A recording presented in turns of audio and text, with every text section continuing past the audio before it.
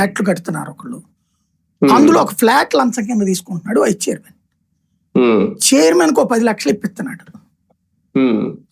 ఇదేంది నాకు 10 లక్షలు ఏంది, నీకేం ₹1 కోటి ఫ్లాట్ ఏంటి అనే దాని మీద డిస్ప్యూట్ వచ్చింది. అప్పట్లో ఒక ఫ్లాట్ అంటే అమ్మో అనుకున్నా నేను వైజాగ్. ఇప్పుడు ఏకంగా షేరింగ్ ఏనట.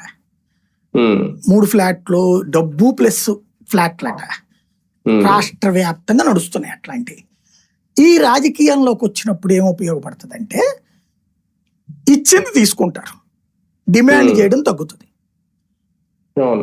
అందుకోసం వస్తారు రాజకీయాల్లోకి.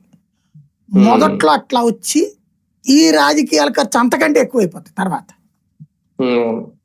ఆ వ్యాపారంలో డబ్బులు తెచ్చి ఇందులో పెడతారు, జనాలకు పంచడానికి లేకపోతే దారి ఖర్చులకి అన్నిటికీ. నెక్స్ట్ ఏమైపోతుంది, రొటేషన్ లో ఉన్న సొమ్ము తీస్తే నాశనం అయిపోతారు. మీరు చిట్లు కానీ వీటిలో చాలా మంది పారిపోవాలని ఎగయ్యాలని బెటరండి. ఎవడో కూడా చిట్లు మోసం చేసేవాడు మొదట సక్రమంగా అందరూ కడతారు, చక్కగా నడిచిపోతుంది. క్రమక్రమంగా చిట్టు 1కి 2, 2కి 3, 3కి 4 అవుతుంది.